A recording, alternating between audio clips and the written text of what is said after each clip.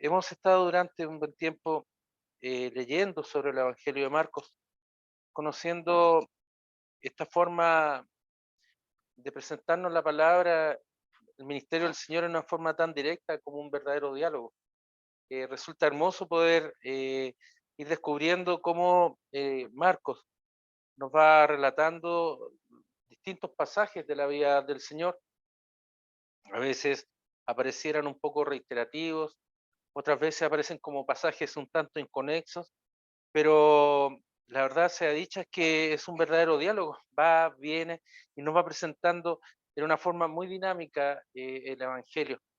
De esta manera, Marcos también sabemos que fue escribiendo el Evangelio a la luz de lo que el apóstol Pedro iba relatando en sus predicaciones. Y seguramente muchos de los pasajes fueron escritos cuando Pedro estaba en la cárcel y ya allá en Roma él iba tomando notas, escribiendo y dejando el testimonio vivo y veraz de la vida de nuestro Señor Jesucristo, para la bendición nuestra.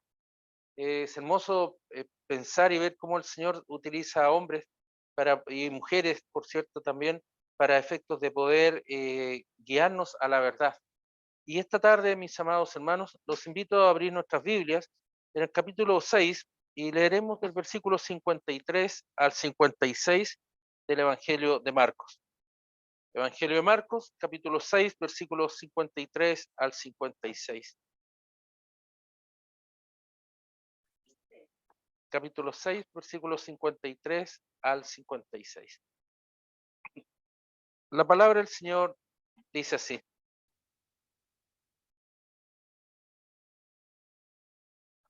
Capítulo 6, versículos 53 al 56. Terminada la travesía, vinieron a tierra de Genezaret y arribaron a la orilla. Y saliendo ellos de la barca, enseguida la gente le conoció. Y recorrió toda la tierra de alrededor. Comenzaron a traer de todas partes enfermos en lechos, a donde oían que estaba. Y donde quiera que entraba, en aldeas, ciudades o campos, ponían en las calles a los que estaban enfermos y le rogaban que les dejase tocar siquiera el borde de su manto, y todos los que le tocaban quedaban sanos. Se nos bendiga la lectura de su santa palabra. Oremos. Padre bueno, ser amado, damos gracias, Señor, por este tiempo que usted nos permite, Señor, leer su palabra y aprender de ella. Pedimos ser amado para que usted dirija las palabras, Señor. Que sea su voz, Señor, la que se escuche en la isla de un hombre, Señor. Que sea su palabra justa, santa y buena, Señor, entregada adecuadamente, Señor, a su pueblo, Señor, para el bienestar de cada uno de nosotros, Señor. Gracias, Señor amado, por este tiempo tan especial que usted nos da como congregación, Señor, como pueblo suyo, Señor. También, Señor, le pido muy especialmente que usted cuide de mis labios, Señor, los limpie, Señor. Labios de hombre pecador, Señor, pero que usted, Señor, permite que en su misericordia, Señor, sea entregada su palabra. Cuida, Señor amado, mi corazón, mi mente, Señor, mis labios, Señor, para que todo lo que se diga esta tarde, Señor, sea solamente su palabra, Señor, su voluntad, su buena voluntad para nosotros. Gracias, Señor bueno. En el bendito nombre de nuestro Señor Jesucristo. Amén. Podemos tomar asiento, amados hermanos.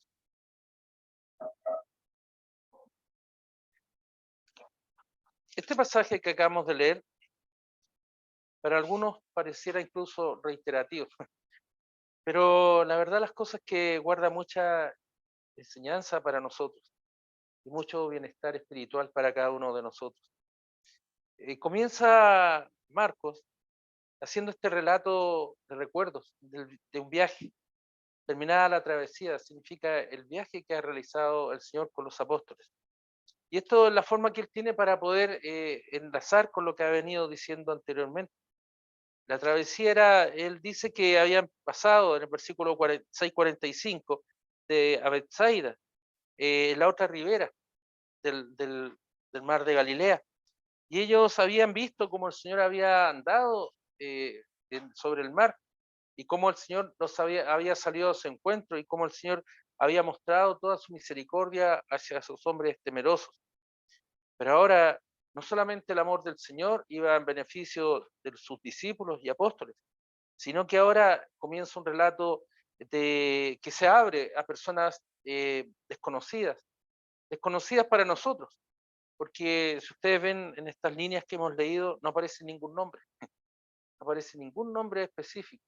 Solamente el Señor es el que, como la persona que aparece figurando como protagonista de su propia historia. Y por eso es interesante ver que aquí el evangelista Marcos nos relata que ha terminado un viaje, ha terminado el viajar por mar y ahora caminando en tierra, dice, a Genezaret, dice que arribaron a la orilla. Y al llegar a la orilla, la gente lo conoció. Apenas salieron de la barca, era muy conocido ya el Señor. Ya estaba, era una persona que lo hayan visto, habían escuchado de él.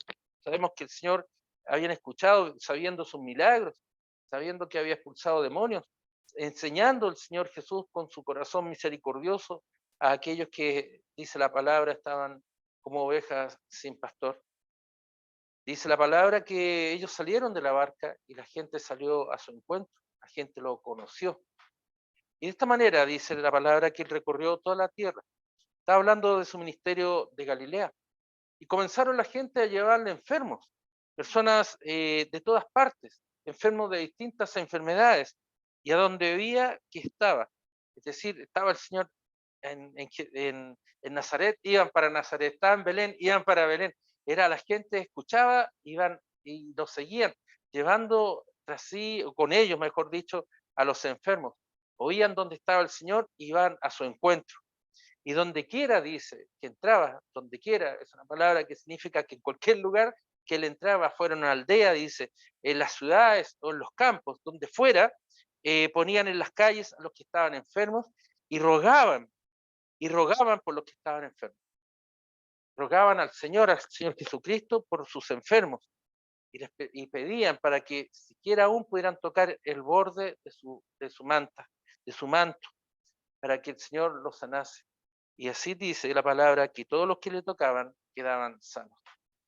Es un relato muy dinámico en el sentido de los desconocidos que hacían esto, pero nos da la impresión, sin lugar a dudas, que eran muchos. Las personas estaban sorprendidas de escuchar la sabiduría del Maestro, del Señor Jesús. ¿Quién es este que enseña estas cosas? Aquel que sanaba a los enfermos.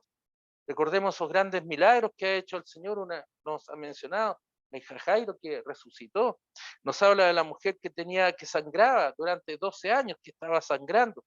Vemos como el Señor también curó al ganadero que tenía esa legión de demonios en su cuerpo, en su alma, y que fueron expulsados. Vemos como el Señor había calmado a las tempestades, había dado de comer a 5.000 personas, peces y panes. Y de esta manera el Señor ahora nos muestra, nos reafirma y nos muestra su amor y su misericordia por los enfermos, por los necesitados. Podemos ver nosotros muchas cosas acá, pero lo que a mí, por lo menos les planteo esto, viene a mostrarnos el Señor, cómo el Señor es necesario concurrir a Él y presentar los enfermos. Estas personas por fe oraban por los enfermos. Y esta también es una enseñanza para nosotros, una buena enseñanza para nosotros la iglesia, orar por los enfermos, por los que están en lechos.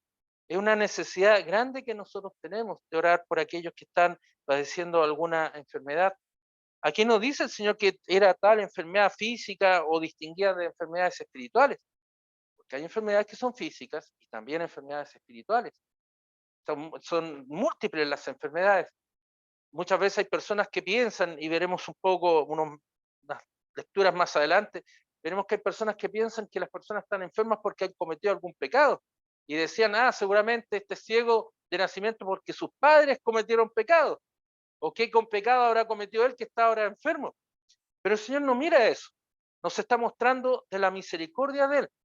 Porque la enfermedad también es un tiempo de prueba para el enfermo, es un tiempo de prueba para su gente cercana, para sus familiares, para los amigos, y también es un tiempo de prueba para poner la fe en el Señor. Fe es certeza, es convicción y seguridad de aquello que no se ve. ¿Por qué creemos en el Señor? Porque el Espíritu Santo habla en nuestros corazones.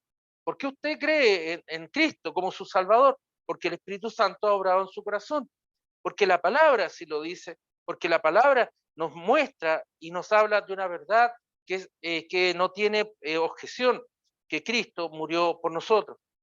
Y así esta palabra también que nos habla de la misericordia del Señor por nuestra alma, también nos habla de la misericordia por los enfermos. Y esta es una necesidad que la iglesia desde muy temprano aprendió a orar por los enfermos, a orar presentándolos frente al Señor, presentándolos al Señor. ¿Dónde? En las aldeas, en las ciudades, en el campo, donde fuera, los enfermos, hay enfermos. Nuestra necesidad no pasa por juzgar por qué está la persona enferma, sino que nuestra necesidad pasa por rogar al Señor para que haga la buena voluntad en esos enfermos. Es la buena voluntad de Dios la que va a obrar sobre el enfermo. Santiago nos habla, sin ir más lejos, más adelante nos hablará cómo el Señor dice que nosotros debemos de orar por los enfermos. Y dice en el versículo 14, 5:14, ¿está alguno enfermo entre vosotros? Pregunta el apóstol, y llame a los ancianos de la iglesia y oren por él, ungiéndole con aceite en el nombre del Señor. Y antes ha dicho, ¿está alguno entre vosotros afligido? Haga oración. ¿Está usted afligido? Haga oración. ¿Está alguno alegre? Cante alabanzas. ¿Está alguno enfermo entre vosotros? Llame a los ancianos de la iglesia. ¿Para qué? Para que oren por él, ungiéndole con aceite. ¿Para qué? ¿En el nombre de quién? Del Señor. Y la oración dice, salvará al enfermo. Y el Señor le levantará. Y si hubiere cometido pecados, le serán perdonados. Dice aquí Santiago que la oración salvará al enfermo. Lo salvará espiritualmente. Lo salvará de su necesidad. Lo fortalecerá. Es increíble ver cómo muchas personas que están enfermos y uno va a visitarlos, está con ellos, ora con ellos, uno sale fortalecido, porque la fortaleza de ellos es tremenda en el Señor. El consejo que nos está mostrando Santiago es lo que él aprendió del Señor. ¿Está usted afligido? ¿Está usted afligida? Ore al Señor. ¿Está usted gozoso, alegre? Cante alabanzas. ¿Está enfermo? Ore al Señor. Llame a los ancianos de la iglesia. ¿Por qué va a llamar a los ancianos de la iglesia? Porque estos representan a la iglesia. Es la iglesia la que está orando. No es el hombre que tiene el poder, sino que es la iglesia del Señor, obrando en el nombre del Señor Jesús para que Él sane a ese enfermo. Y la oración de fe dice, salvará al enfermo. Y si hubiere cometido pecados, le serán perdonados. Qué importante es eso, hermano. Hay enfermedades que son de muerte. Ninguno de nosotros, por cierto, con esto no quiero decir que va a vivir siempre. Ninguno de nosotros va a vivir siempre. Y perdón que se lo diga así tan claro. Puede ser que esta noche partamos a la presencia del Señor. Tenemos que estar preparados. Me veo joven, me veo vigoroso, me veo fuerte, no estoy enfermo de nada, puede decir alguien. Y muchas veces uno escucha a veces testimonios, hoy, pero si no le pasaba nada, y de repente se fue como si nada. Tenemos que estar preparados. ¿Qué es eso lo que el Señor nos está mostrando? Nos está mostrando la oración ferviente del creyente, la oración ferviente del creyente, del Hijo de Dios. La oración no es un monólogo, no es yo hablando con Dios, es un diálogo de Dios conmigo y yo con el Señor. Y perdón que hable en primera persona el yo, estoy figurando para usted, para nosotros. Cuando oramos, estamos orando al Señor, hablando con Dios, y Dios nos está respondiendo y Él nos está hablando en nuestro espíritu, a nuestro corazón. Es el Señor el que nos llena de paz, es el Señor el que nos llena de fortaleza, es el Señor el que nos llena de esperanza. Por eso, y de confianza. Por eso, mis amados hermanos, este pasaje nos muestra algo, una verdad clara e ineludible. Cuando nosotros escuchamos del Señor, tal como esos hombres, esas mujeres escucharon del Señor, cuando el Señor se acercaba, ellos iban donde el Señor. Nosotros como creyentes del Señor, también tenemos esa necesidad de dirigirnos al Señor. Nosotros no podemos quedar pasivos. A mí este relato me coloca en una posición de pensar, que nos coloca en una posición de pensar en forma muy activa. Si nosotros sabemos que hay alguien enfermo, si hay alguien necesitado, no podemos hacernos los desentendidos. Aquí no dice el Señor que Él se hacían los desentendidos, sino que las personas, escuchando del Señor, sabiendo quién era de la autoridad del Señor, sabiendo quién es, se acercaban al Señor. Así también la iglesia, mis amados hermanos, así también nosotros, conocedores del Señor, conocedores de su voluntad, debemos también nosotros colocar frente al Señor a nuestros enfermos. No algo que sea, Él es que está enfermo y no me preocupo. La enfermedad de Él es mi preocupación. El dolor de Él es mi dolor. La angustia de Él también tiene que ser nuestra angustia. Nosotros tenemos que aprender a orar al Señor y a rogar al Señor por aquellos que están necesitados, por aquellos que están enfermos. Aquí el relato nos dice que ellos le rogaban, tal como la mujer que sangraba durante 12 años, ese flujo de sangre que ella tenía, dice que si pudiese tocar siquiera el borde de su mano. ¿Qué significa esa frase? ¿Qué significa esa expresión? Tocar, aunque sea lo más lejos de Él, lo que ni siquiera pueda sentirlo, pueda tocar una partecita de Él, sabemos que el Señor va a orar. Eso es hablar de la fe de estos hombres. Quizás ellos se acercaban porque habían escuchado de los milagros, de las sanaciones. Pero ¿qué nos dice el Señor? Bienaventurados nosotros que sin haber visto creemos.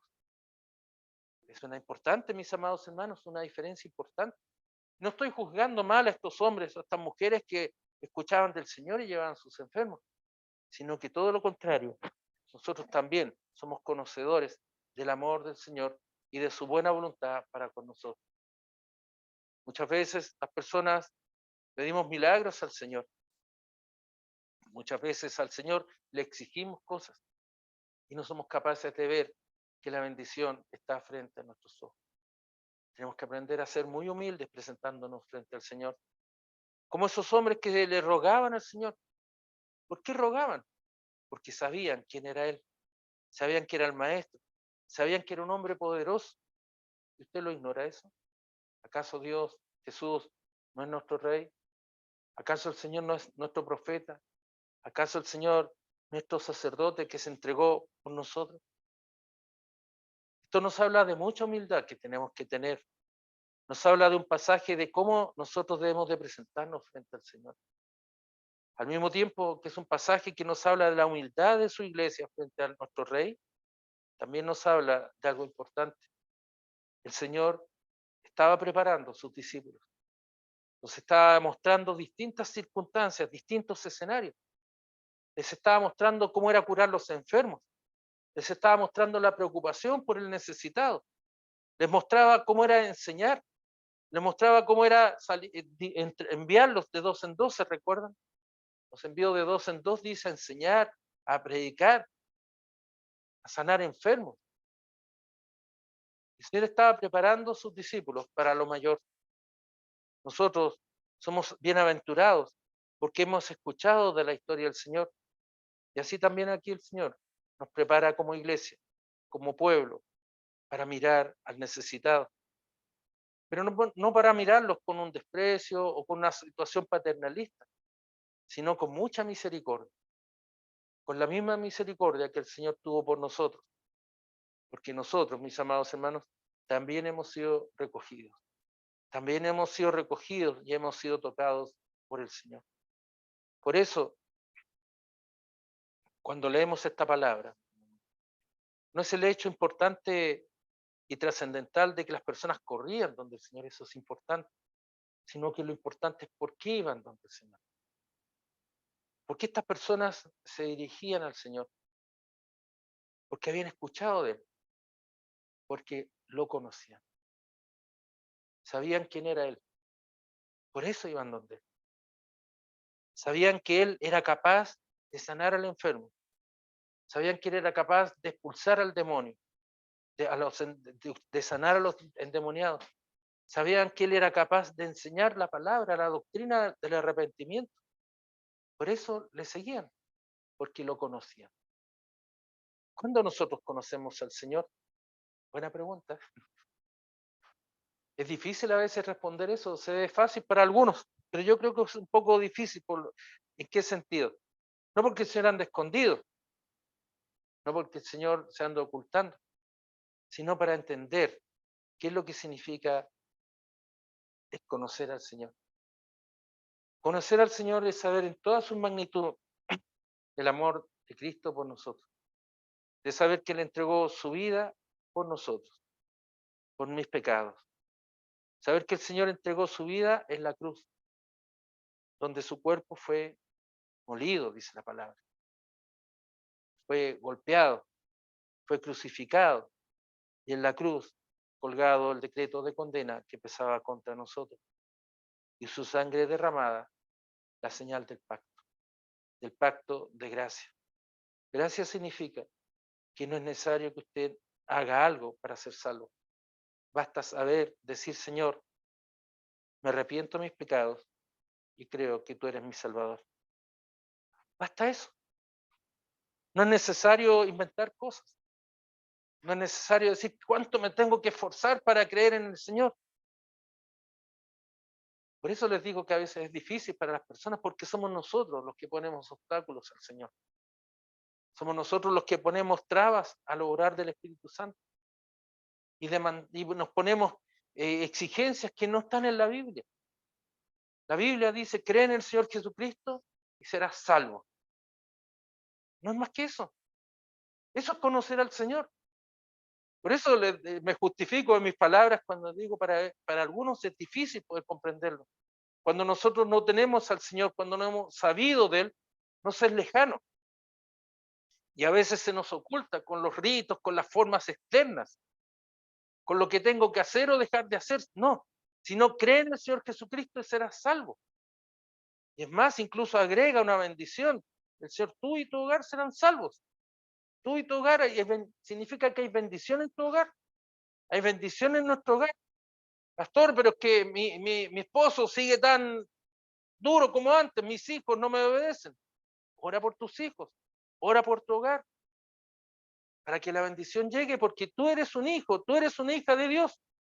Confía en las promesas del Señor. Por eso, mis amados hermanos, mis amadas hermanas, la gente sigue al Señor porque lo conoció. Lo conoció, reconocieron quién era Él, sabían quién era Él, podían confiar en Él, estaban seguros de que el Señor iba a obrar sobre esos enfermos, aquellos enfermos físicos, pero la enfermedad espiritual, aquella que no se ve, aquella que nos carcome como gangrena en nuestro corazón, que es el pecado, el Señor nos limpia, nos cura. Cristo en la cruz venció el pecado, venció la muerte, venció a Satanás. Es por eso, mis amados hermanos, que no solamente el Señor obra sobre los cuerpos físicos, sino también el Señor obra en nuestros corazones y en nuestras almas. Por eso uno puede decir, Señor, yo le conozco. Yo sé quién es Cristo. Yo sé que Él murió por mí y por mis pecados. Yo sé que el Señor entregó su vida por mí, por mis pecados. Guarde esas palabras en su corazón. El mundo de hoy, hay enfermos por todos lados. Hay muchos enfermos. La palabra nos dice algo más fuerte incluso, que aquellos que están sin Cristo están muertos en delitos y pecados. Pero en Cristo tenemos vida y vida en abundancia, la vida eterna. Esa que cantábamos recién, el Salmo 121. El Señor cuidará tu salida y tu entrada. Es el Señor el que vela por ti, es el Señor el que vela por mí. Y es eso lo que nos lleva a la confianza de decir a otros, Cristo es vida, Cristo es el pastor, Cristo es mi Señor, que murió por mis pecados. Que el Señor nos bendiga, amados hermanos, esta tarde. Oremos. Padre bueno, ser amado, damos gracias, Señor, por su palabra, entregada esta tarde, Señor, recibida en nuestros corazones, Señor. Pedimos, ser amado, que usted nos bendiga, Señor, en todo momento, Señor. Bendiga nuestras necesidades, Señor. Aquel que aún no le conoce, Señor amado, pedimos para que usted obre en su corazón y en su vida. Aquel que está afligido, Señor, pedimos para que usted lo cuide, Señor, y lo proteja, Señor. Derrame su bendición, Señor amado, sobre cada uno de sus hijos e hijas esta tarde, Señor. Señor amado, damos gracias porque sabemos que siendo pecadores, Señor, estando muertos, Señor, usted entregó su vida por nosotros. Por eso, Señor, necesitamos de su perdón. Necesitamos, Señor, de sus cuidados. Necesitamos, Señor, de sus cuidados para nuestras vidas, Señor. Señor amado, te pedimos para que tú obres sobre cada uno de nosotros. Llévanos en arrepentimiento, Señor, de nuestros pecados. Y te pedimos perdón, Señor Santo. Te pedimos, Señor, para que tú obres, Señor, en nuestras vidas y en nuestros corazones, Señor. Gracias, Señor amado, porque tenemos su palabra, que es una palabra viva, que es una palabra eficaz, Señor. Confesamos ante usted, Señor, nuestras faltas. Ponemos ante usted, Señor, ante sus pies, Señor, nuestras vidas. Y nos humillamos, Señor, ante usted y pedimos de sus cuidados, Señor. Gracias, Padre bueno, porque podemos levantar esta oración, Señor. Podemos escuchar su palabra, Señor. Y podemos decir, gracias, Señor, porque tú estás obrando en mi corazón. Gracias, Señor amado, por este tiempo. Gracias, Señor amado. En el bendito nombre de nuestro Señor Jesucristo. Amén.